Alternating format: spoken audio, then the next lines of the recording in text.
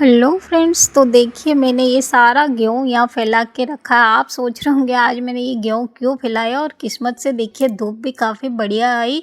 तो ये बोरे दिख रहे हैं ना, इनमें भर के मैंने इस ड्रम में इस गेहूँ को डाला था, लेकिन फिर भी इसमें कीड़ा लग गया है। इस वजह से मैंने गेहूँ धूप में फैला रखा है। और वो गेहूँ मैंने दुकानदार से सीज़न से पहले ही ख़रीदा था, फिर भी अब इतना संभालने के बाद उसमें कीड़ा लग ही गया है। और ये जो गेहूँ है, ये 2 बोरा गेहूँ है, इसे मैंने ख़रीदा था डायरेक्टली जो खेती करते हैं ना उनसे। तो ये तो मैंने सीज़न के टाइम जब भी सब लोग स्टोरेज करते उसी टाइम मैंने भी साल भर का गेहूँ लिया था।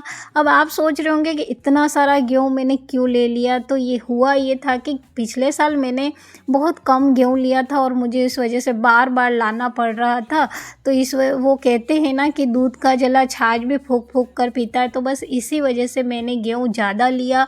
और आप सोच रहे होंगे कि बोरे क्यों लगा रखे हैं इस पे, तो ये देखिए ये ढक्कन है ना, यहाँ से थोड़ा सा टूटा हुआ है, तो मुझे लगता है हवा लगती होगी, इसी वजह से इसमें कीड़ा लग जाता है। और इसे ये बिल्कुल सही है, इसमें कोई दिक्कत हुई नहीं है, तो मैंने इसे अलग ही रख दिया। और वो वाला गेहूँ उसका ड्रम अब मैंने एक तरफ ही कर दिया, बिल्कुल उसको बिल्कुल अच्छे से साफ़ किया दवाई मंगवा करके, और साथ ही उसमें दोनों ड्रम में मैंने दवाई रख दी। तो ये सारे काम करते करते शाम के 5 बज चुके थे, तो मैंने चाय बनाई और साथ ही बच्चों का दूध वगैरह भी गर्म करके रख दिया। और ये रहता है ना कि शाम को चाय वगैरह पीते ही सब्जी वगैरह ये जो भी रहते हैं शाम के काम उनको कर लो। अगर शाम को हम कर लेते तो ठीक रहता है, नहीं तो फिर खाना बनाने के टाइम हम जब करने जाते हैं तो थोड़ा आलस आ जाता है कि वाह चलो रहने दो, खिचड़ी से ही काम चला लो।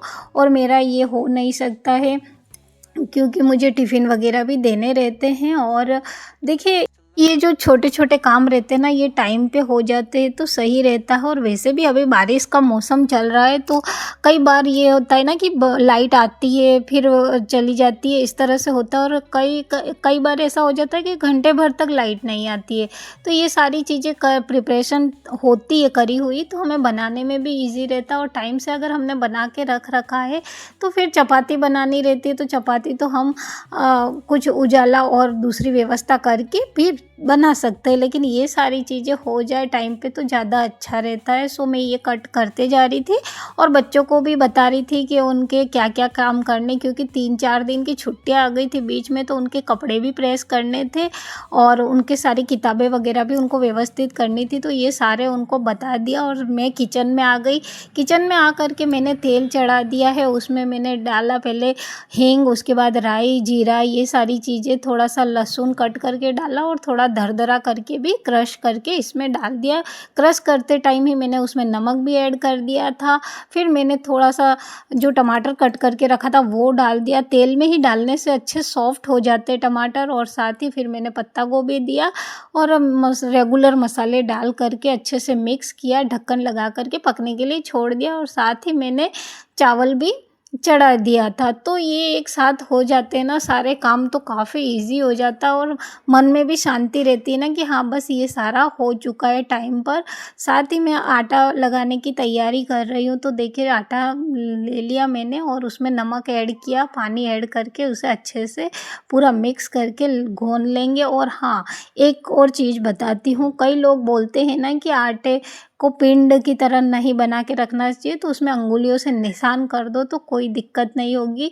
जब आटा हो गया तो मैंने यहाँ पर दाल के तड़के की भी तैयारी कर ली। जब मैंने दाल उबालने को रखी थी उसमें सारे मसाले दे दिए थे, क्योंकि मैं यहाँ बना रही हूँ तुअर की दाल और वो गुजराती तरीके से बनाती हूँ मीठी। तो देखिए इस तरह से मैंने इसका तड़का लगा दिया है।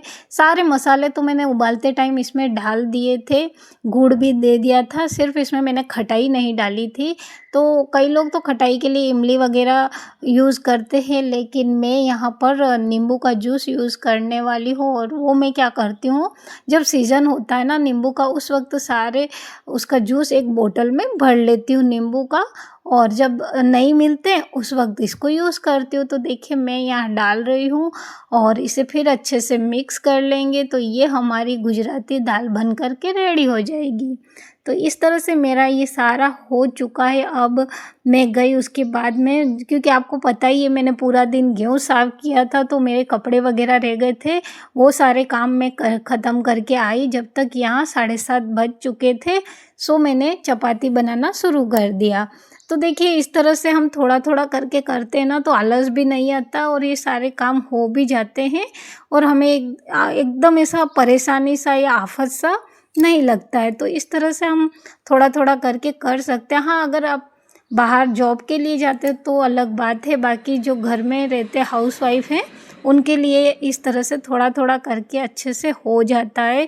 तो देखिए मैंने चपाती बना ली है, एकदम फूली-फूली सी इस तरह से बनती जा रही है। देखिए काफ़ी बढ़िया चपाती बन गई है और साथ ही मैं पहले तो भगवान के भोग की तैयारी करूँगी, उसके बाद टिफ़िन और करीब 8 बजे तक गरमा-गरम हम भी खाना खा ही लेते हैं और हमारे घर में सबको गरम-गरम ही खाना पसंद है, ऐसी ही मैंने आदत डाल रखी है बच्चों की। सो ये सारे किचन के काम ख़त्म करके मैंने टिफ़िन पैक कर लिया है और मेरी वीडियो आपको कैसी लग रही है ज़रूर बताइएगा। अगर आपको पसंद आती है तो एक लाइक, सब्सक्राइब ज़रूर कर दीजिएगा। So thank for watching.